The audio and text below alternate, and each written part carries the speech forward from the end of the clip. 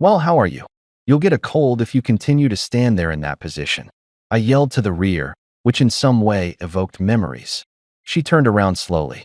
I felt such a powerful effect at that moment that I forgot to breathe. Uh, the manager here told me to. I let go of the things I had been contemplating just now, along with the torrential rain. Then I inquired, "You mean the manager in this company told you to wait outside in this rain?" She nodded and smiled somewhat wryly. Well, I'm to blame. I ended up infuriating him since I was unable to adequately explain. So, she suddenly started crying. An unfathomable rage erupted within of me at that very instant. I'm Ryan, and this year was my 48th birthday. I keep thinking about the person I once loved, the one I will never see again, when I gaze at the peacock flowers. My first love, with big jet black eyes, a naive smile, and shiny black hair that swayed in the breeze. Time has stayed frozen since that moment. Great job. I'm happy that we were able to securely complete this season's harvest. I gazed at the golden ears of rice while using a hand towel to wipe away my perspiration. After constantly thanking me, the farmer couple gave me some chilled barley tea instead of an ice-cold beer. I felt my throat clear and my energy come back as I finished it all at once. Even though it was fall, I was assisting the local rice farmers with their harvest because it was still very hot. Naturally, I didn't accept any money. They occasionally prepare meals for me since they know that I live alone and frequently share other crops with me. Oh no, it's all right. While the husband brought over a lot of produce, the wife gave me a brown envelope. We had been friends for about 8 years, so even though they weren't my biological parents, I still think of them as such. I have no one to call my parents anymore. Both of my parents died when I was a little child. My mother died of problems during labor, having been weak from birth. After that, my father reared me alone. However, a delivery worker discovered him collapsed at home 3 years after my mother passed away. What they informed me was that it was heart failure. However, the reality is still unknown because they would not allow me to see my father's body while I was still a child. Following that, I lived in the country with my paternal grandparents. In the community, the paternal grandparents who housed me were referred to as landlords. It seems they were rich once. Perhaps as a result, I was able to grow up in their mansion-like home without experiencing any financial hardships, eventually completing college and starting a career. And here I am now. I took the produce but turned down the money. A guy as considerate as you. How come you aren't married yet? The spouse mumbled as I extended my hand. I smiled wryly. It's not that I'm incapable. Simply put, I don't want to. I've had several opportunities, but I've declined each one. They both furrowed their brows in concern as I said it while chuckling. They then began offering to introduce me to a decent woman they knew, but I graciously refused. I knew I couldn't be engaged with someone because of how I still felt. I used the vegetables I got to make curry when I finished harvesting the rice. It was great because the roux flavor was absorbed by the cooked, soft potatoes and carrots. While a comedy show was playing on the TV in the background, I was enjoying my meal when all of a sudden the phone rang. What happened suddenly? I stopped eating and picked up the phone. The other individual said, "The time has come." Then, after a month, when I look up, all I can see are buildings. I moved through the bustling city streets. When I lived in the countryside, the sky above was always filled with nature. In the morning, I could hear birds chirping. During the summer, towering cumulonimbus clouds filled the sky, and in the evening, the crows flew back to the mountains, calling out against the crimson sky. But here, there was a suffocating feeling that didn't allow for that kind of connection. Even though it was already October, it was still hot and humid. Maybe it was due to the Pacific high-pressure system. But although the temperature itself wasn't that high, the sticky, humid air made people uncomfortable. Between the buildings, I could see a sliver of sky, covered by dark, heavy clouds. The forecast said the cloudy weather would continue, with heavy rain expected from tonight into the early morning. Perhaps because of this, no one was carrying rain gear. I had brought an umbrella just in case, but it turned out I needed it sooner than expected. Raindrops began to fall from the sky, little by little. Soon, they formed a swarm, drenching the unprepared city dwellers. In the countryside, especially in the mountains, the weather changes quickly. Even though I had only lived there for about 8 years, I had learned to sense shifts in the weather. Opening my umbrella, I hurried toward a particular building. By the time I reached my destination, the rain had intensified. Then I spotted a lone woman standing in front of the company building. She remained motionless, as if waiting for something, standing in the rain. Are you all right? If you keep standing there like that, you'll catch a cold. I called out to the back that somehow carried a sense of nostalgia. She slowly turned around. At that moment, I was struck by such a strong impact that I forgot to breathe. Uh, the manager here told me to.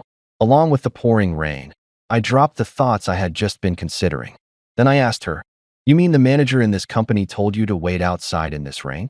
She gave a small wry smile and nodded. "Ah, yes. He said that if I wanted the contract, I should stand here until tomorrow. So, I've been here." I couldn't help but feel a mix of emotions. "I see. Could you tell me the name of the manager who said that?" I'm affiliated with this company. I don't want to believe someone would do something like this, but I am not doubting you. Please, could you tell me?" She hesitated for a moment before answering. "It was the manager from the sales department named Thomas. It's my fault. I couldn't explain properly, and I made him angry, so, Suddenly, she burst into tears. At that moment, an indescribable anger welled up from deep within me. "Thank you for telling me. Please wait here for a moment. Oh, take this. Here you go." Not caring about getting wet myself, I handed her my umbrella. She hesitated, but I gently placed the handle in her white hand and moved to a covered area. Then, without delay, I made a call. "Please gather all the board members immediately." "A problem?" "Yes, that's right. This situation cannot be overlooked, so we need to hold an urgent board meeting." "Yes, thank you." After finishing the call, I returned to where she was, still looking troubled. Whether it was tears or raindrops, transparent droplets trailed down her cheeks. I unconsciously reached out to wipe them away, but then I realized what I was doing and pulled my hand back. "Ah, are you okay?" "I'm okay."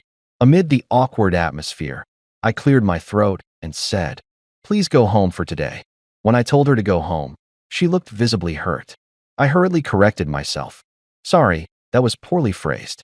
I will take care of the rest, so please don't worry. I will also contact you regarding the contract details as soon as I have more information. Could you give me your business card if you do not mind?"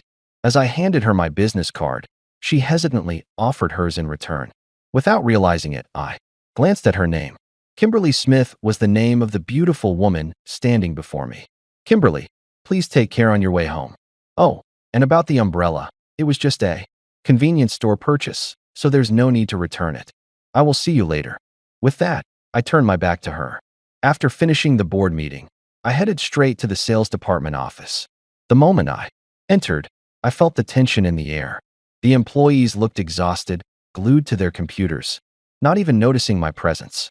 I immediately walked up to a specific person, Thomas. He turned around sluggishly, looking at me with a hint of irritation. Dark circles were faintly visible under his eyes, and he looked physically unwell. His messy hair seemed hastily styled. If someone told me he was the head of the sales department, I would have a hard time believing it. But I wanted to think that he at least tidied himself up when meeting with clients. I wanted to believe that. "What do you want?" he responded with a sullen tone. It wasn't that he didn't recognize me. He was just annoyed that his pace had been disrupted. Still, I continued without concern. "I have noticed inappropriate behavior toward Kimberly, the client representative. I have a few questions regarding that matter." Thomas sneered at me. "Before that, who are you? Isn't introducing yourself the most basic etiquette?" A guy nearly 50. Not knowing that. How pathetic. I clenched my trembling fist and bit my lip to suppress my anger. "Apologies. My name is Ryan.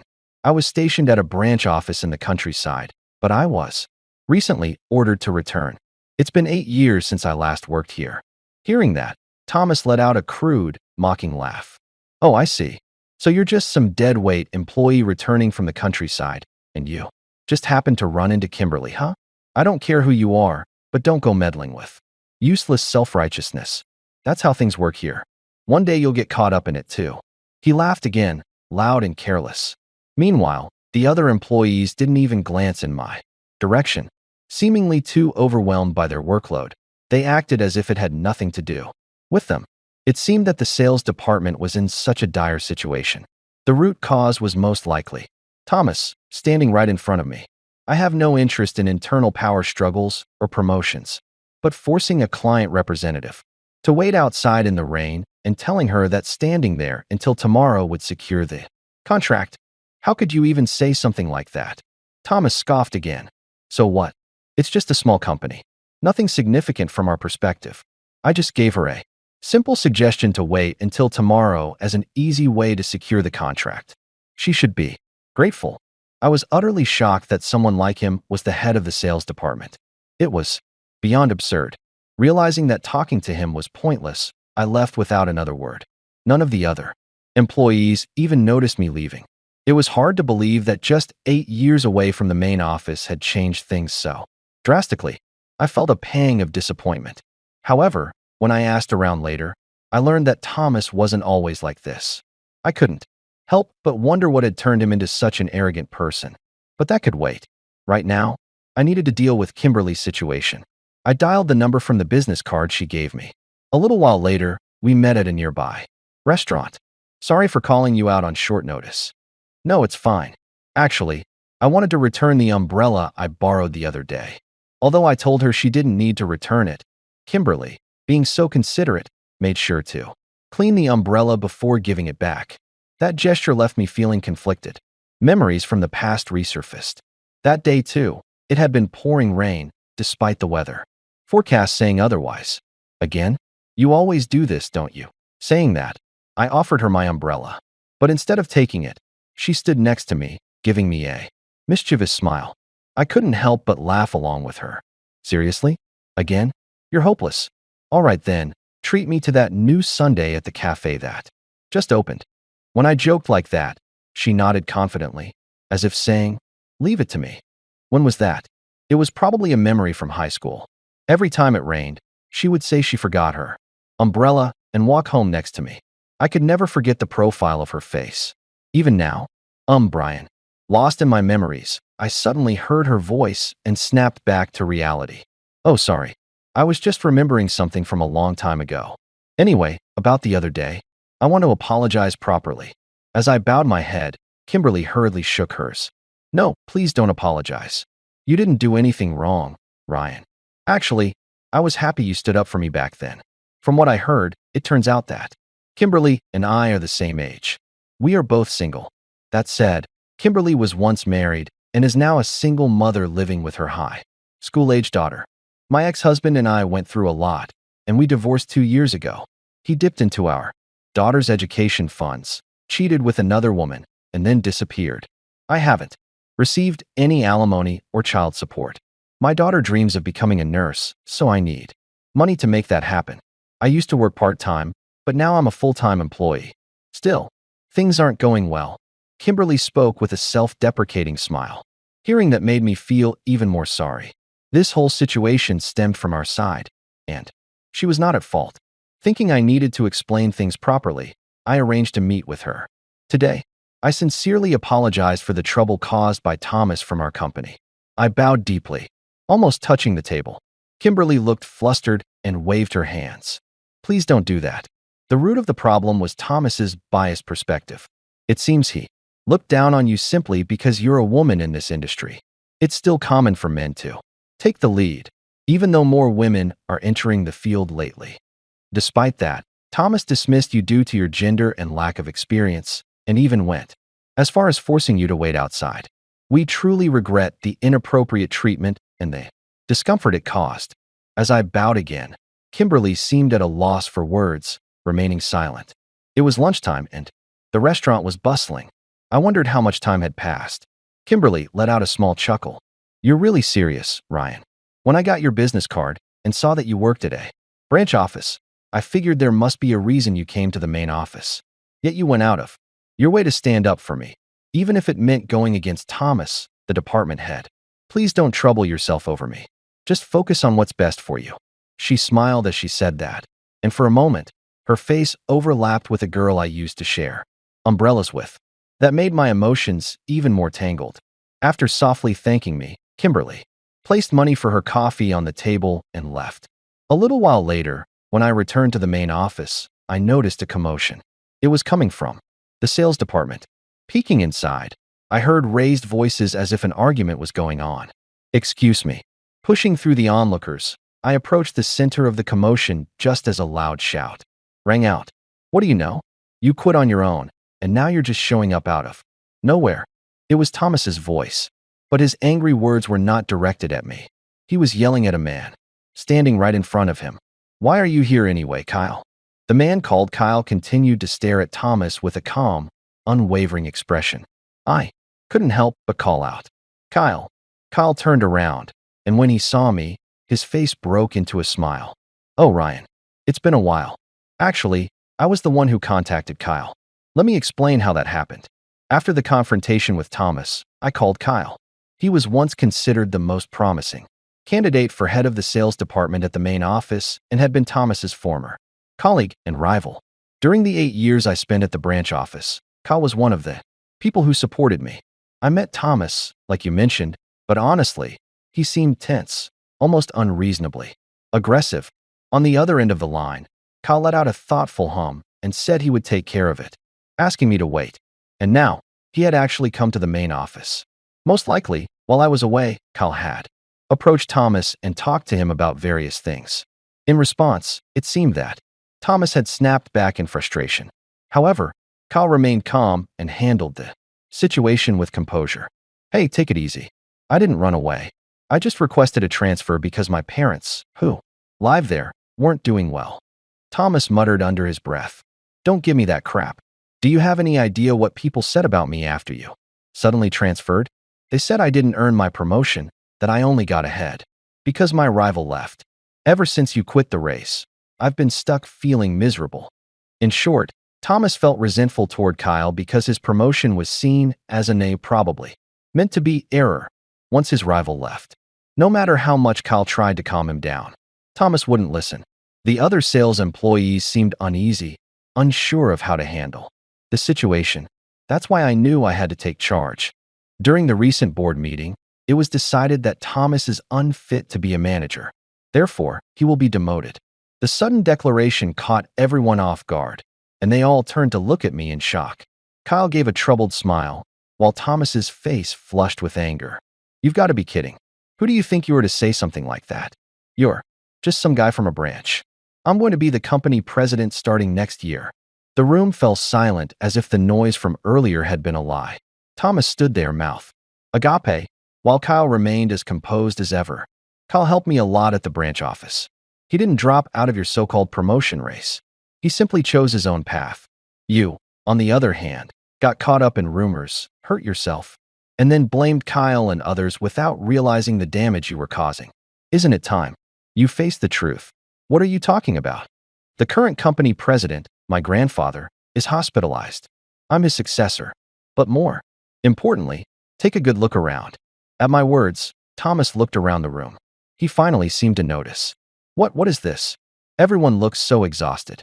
Hey, Nicholas, didn't you used to complain about middle-age weight gain? Henry, what's with that worn-out face? He finally understood. As the leader of the sales department, he had created this atmosphere. His frustration over losing his rival and his bitterness toward others had turned his team into this. You pushed your subordinates to the breaking point trying to prove yourself with numbers, but it only made things worse. Do you really think you can continue as the department head in the state? Thomas was at a loss for words and fell silent. That silence was his answer. I learned a lot while working at the branch office. A company isn't just a structured organization. It's about building relationships with the local community, respecting clients and subcontractors, and most importantly, pursuing the path you believe in. And when you're wrong, your colleagues will guide you back on track. You're so overwhelmed that you can't even see that. Maybe it's time you put down the burden of being a manager. As Thomas stood there with a blank expression, the employees he had called out earlier approached him. We're here to support you. We all know how hard you've been working, Thomas, they said, offering warm, encouraging words. When I first stepped into the sales department, I felt tension, but not a sense of resentment. The way each employee was absorbed in their work conveyed a sense of dedication, driven by their respect for their superior. The employees here respect you, Thomas. It wasn't because of you that some people left the department. They left for unavoidable reasons like pregnancy, childbirth, or caregiving. Has anyone actually quit because they hated working for you? When I asked that, the sales employees shook their heads. At that, Thomas collapsed to his knees. So I was just overthinking things on my own, getting frustrated and dragging everyone else down? Thomas, looking shocked, spoke in a voice as faint as a mosquito's buzz. Kyle crouched down to meet his gaze, gently placing a hand on his shoulder. I'm sorry, Thomas. Not even for a moment did I forget the time when we were good rivals here. When I learned that my sudden transfer caused misunderstandings and made things hard for you, I felt genuinely sorry. The real you doesn't have those tired, clouded eyes. You used to always aim high, driven by a burning passion. That's the true Thomas. I may not be coming back to the main office, but you fought through the fierce promotion race and became the manager here. You should live as yourself. Look, you have subordinates who truly admire you. As soon as Kyle finished speaking, the employees of the sales department all nodded in agreement. Just then, the office door opened and a woman entered. Mom, it's been a while. It was Kimberly. Actually, I was the one who called her. Let's put an end to this matter here. Kimberly has also agreed to that.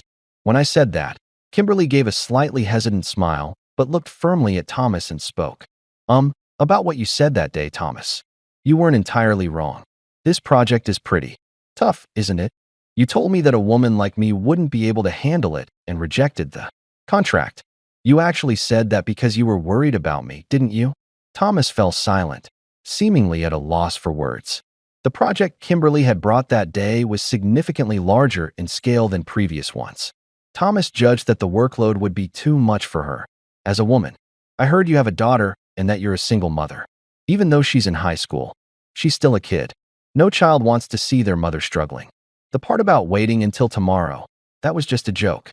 I figured you'd give up and go home, and then send another representative. I never thought you'd actually keep waiting in the rain. I'm really sorry. With that, Thomas bowed his head deeply. Kyle skillfully wrapped up the situation, and Kimberly reported to her company that the contract with our company had been secured, bringing the issue to a close. After publicly announcing my position as the next president, I became even more dedicated to my work, but I still couldn't shake a lingering sense of unease. Sensing my restless mood, it was none other than Kyle who spoke up. Recently, it seems like you're throwing yourself into work to forget something. You've lost quite a bit of weight since the last time we met. Is something bothering you? As expected of Kyle, he saw right through me. You see right through me. The truth is, seeing Kimberly reminded me of the past. Does it have something to do with why you never got married? He was as sharp as ever. I scratched my cheek and replied, yeah, that's right. I can't forget about her. If part of me still holds feelings for another woman, it would be unfair to enter a half-hearted relationship with someone else. Saying that, I took a sip of the canned coffee I had just bought. The mildly sweet taste reminded me of the first love I once experienced. Could it be that Kimberly is related to that? I couldn't respond to Kyle's question. Kyle, gazing into the distance, began to speak as if talking to himself. It's not up to me or anyone else to decide how you live your life. But I don't want you to live a life filled with regret. My parents and I think of you as family. You've always helped out on our farm, and we really appreciate it. Seeing you happy is what we all wish for. So, make a choice you won't regret. Hearing those words, I found myself unconsciously dialing a certain number. A few days later, on a Sunday afternoon, I met Kimberly at the same restaurant as before. You said you had something important to discuss? Kimberly probably thought it was business-related, since I was the next president of her client company, but that wasn't it. I took several deep breaths before abruptly getting to the point. You know someone named Rachel? At that moment, Kimberly swallowed hard. Rachel, the shocking revelation left me frozen. Then I spoke to her. Please let me meet her. A month after that promise, I found myself on a train with Kimberly, heading to a specific place. After the train arrived, I put the ticket into the designated slot and exited the gate. Although it had been raining earlier, the sky had cleared up, and a beautiful rainbow stretched across the sky. Maybe our meeting wasn't a coincidence, but something meant to be. I nodded silently at her words and looked at the umbrella I was holding. The old black umbrella I used back in high school was now worn out and barely served its purpose. Still, I wanted to bring it to this place. After a 1-hour bus ride, during which I dozed off, We finally arrived at our destination. After getting off the bus, I followed Kimberly's lead. We finally arrived at a hill overlooking the entire town. This was my hometown, where I had spent my student days at my grandparents' house. Since my grandparents passed away, I hadn't returned to this place. The breeze feels nice here. Yeah, it does. This cemetery was built here because it's considered closer to heaven. Ahead of us, an old tall tree swayed gently in the wind. At its base was a small cross. Kimberly knelt in front of one of them and spoke. This is where my sister Rachel is resting. I swallowed hard. This is a place where the remains of those whose family graves have been closed were relocated. It's also a resting place for people who had no relatives and had no other place to be buried, marking the proof of their lives. Despite the clear sky, light raindrops suddenly began to fall. It's just like that day, isn't it? She must have meant the day we first met. Kimberly opened her folding umbrella while I placed the old, worn-out black umbrella from my high school days over the cross. Rachel, I'm sorry I'm so late. You disappeared so suddenly, and I thought you hated me. When I found out later that you had a terminal illness and passed away without telling anyone, I felt betrayed. I think I never got into relationships because part of me was always holding on to you. Rachel, I loved you. As if in response to my words, the rain momentarily grew heavier. But it was just a fleeting moment. Mountain weather changes quickly. The rain stopped just as abruptly, and the bright sun appeared, with pure white clouds drifting across the sky. When we were little, our parents divorced, and Rachel and I, as twins, ended up living apart. But when I was 20, I spoke to her just once. She said that just having someone she loved gave her the strength to fight through the hardest times. She knew she wouldn't be able to see him again, but she wanted to tell that person someday. Knowing you are happy is my happiness. Before I knew it, transparent droplets were streaming down my cheeks. I couldn't tell whether they were remnants of the earlier rain or my own tears. My emotions were all tangled up. Rachel, why? Why didn't you let me say goodbye? In the winter of my second year of high school, Rachel suddenly moved away. I never imagined that she was living with only a short time left. When I heard through someone else that she had passed away in her mid-20s, I stopped pursuing love entirely. I couldn't bring myself to love anyone else because I never got to tell her how I felt. But I finally said it. Rachel, I loved you. After all those years, I had finally put an end to my feelings. Even though it was no longer raining, Kimberly pointed her folding umbrella toward me. It was like sharing an umbrella together. I guess it's because I'm Rachel's twin. I feel the same way. I know I'm just an old woman now, and it might seem silly, but when you offered me that umbrella the other day, Ryan, I felt a little flutter in my heart. I must have looked stunned, but it didn't feel bad. Maybe it's time I start moving forward too. As I said that, Kimberly gently offered me her right hand. At first, I couldn't help but see the face of my first love, Rachel, overlapping with Kimberly's, and my emotions became a mess. But the woman standing in front of me now wasn't the same as the one I had loved back then. Kimberly, I want to get to know you. Hearing that, she smiled, brighter and more beautiful than the sun and the rainbow behind her. I placed the peacock flower I had brought in front of the cross. The peacock flower's meaning is always cheerful. It's perfect for Rachel, who never lost her smile. My feelings had come to a close here, but my future was just beginning. Life still had a long way to go, and I felt hopeful about my future with Kimberly.